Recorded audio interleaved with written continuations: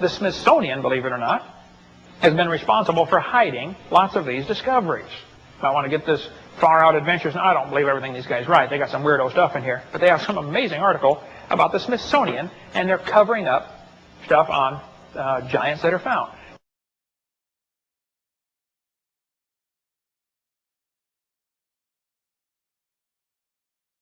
There's one in a giant skull on display right now in Nevada, Winnemucca, Nevada. If you're ever driving across, be sure to stop, because there's nothing else to see as you go across Nevada.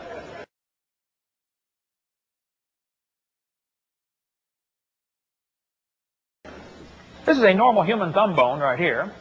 Underneath is a giant human thumb bone. This comes from Mount Ararat in Turkey.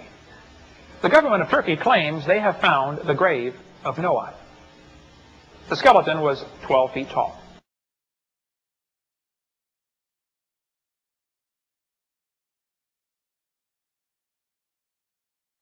Here's a replica right here of a giant thigh bone found in Egypt.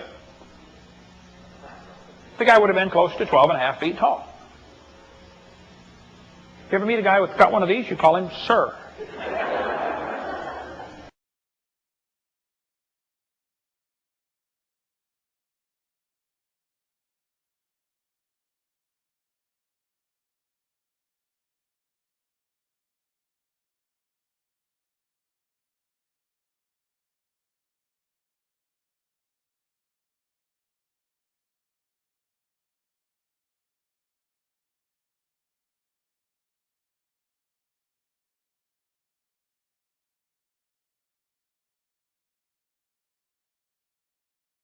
The Bible says there were giants in the earth in those days. I believe it says that because there were giants in the earth in those days.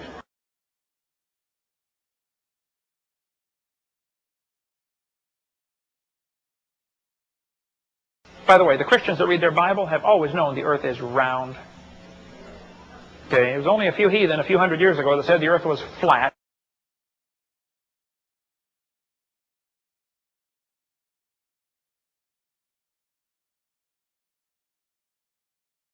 Back in 1922, a guy named Harold Cook found one tooth in Sioux County, Nebraska, right by the Colorado border. He thought that to him this tooth looked like it was halfway between the shape of a human tooth and an ape's tooth. All he found was one tooth. So he constructed an entire man from one tooth. Then he built the guy a wife. You have to really be good to know what his wife looks like from the shape of his tooth, but these are professionals, so don't question them. They had them on display in the books, you know, Piltdown Nebraska man and his wife.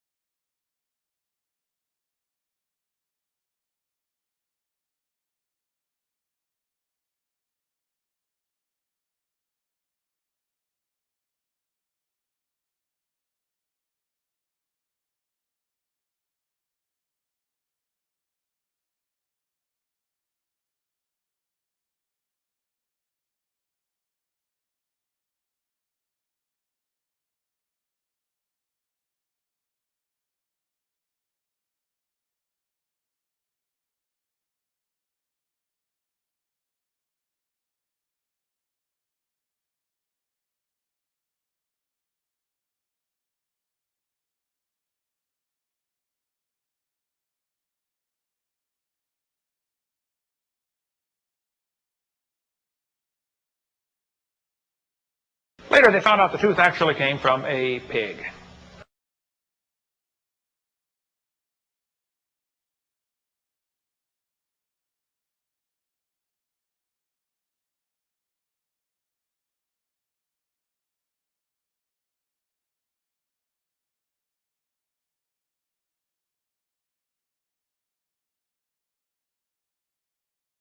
Let's talk about Piltdown man. There's a place in England called Piltdown, England. This whole thing was a fraud, okay? A Catholic priest named Pierre de Chardin and a couple of other guys, nobody's exactly sure who all was involved in this, but they took a human skull and an ape's jawbone. They filed them down and made them fit together. Treated them with acid to make them look old, and took them out and buried them in a gravel pit. And then later they discovered the Piltdown man. It was in the textbooks for 40 years. It was a hoax. 500 papers, master's degrees and doctor's degree papers were written on the Piltdown man.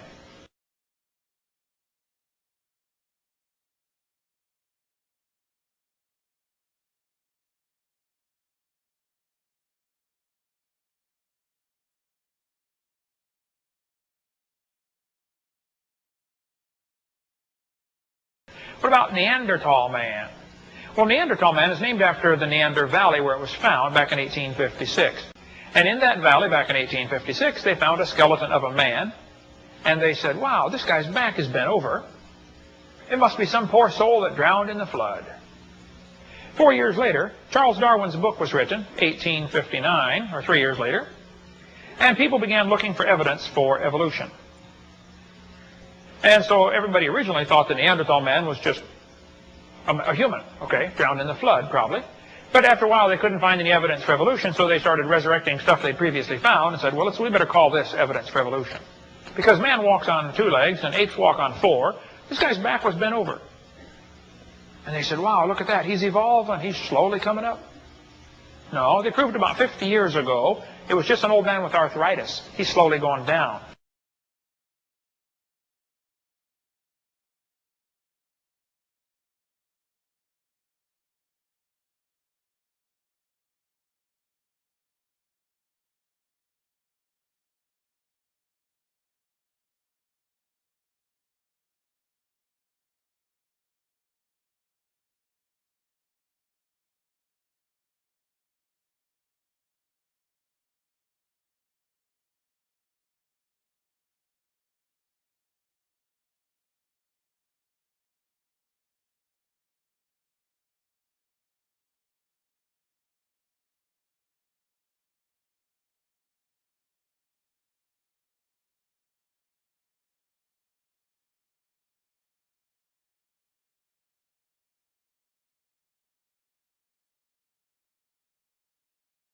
And quite a few Neanderthals have been found all over Europe. The bones in their forehead were a little thicker than ours, but their brain size was actually bigger than ours. And their bone structure indicates they were so strong, the average Neanderthal could probably pick up the average NFL linebacker and throw him over the goalpost. There is no indication they were dumb or primitive. They were incredibly intelligent, incredibly strong race of people here on this planet. Just humans. Probably humans that were living to be 300 or 400 years old. Because as you get older, the bones in the forehead get thicker. Your ears get longer. Nose gets bigger. How many have seen older folks like that? You know, that stuff kind of happens to them. Called acromegaly.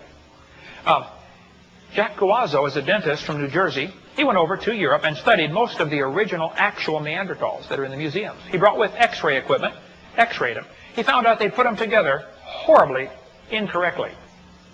They wanted them to look ape-like, so they took one and took the jaw and moved it out of the socket almost an inch. So it looked like it had a sloping head. He said, this does not even set in the socket, fellas. Put it back in the socket, it looks just like a normal human. So they reconstruct these fragments of bones based on their preconceived idea. Coazzo said, after examining the famous Rhodesia man, he said, you must understand this skull really cries out disease. The teeth are badly decayed, the bones of the vault of the skull are extremely thick. There are many features that testify of acromegaly, excessive growth hormone, in old age.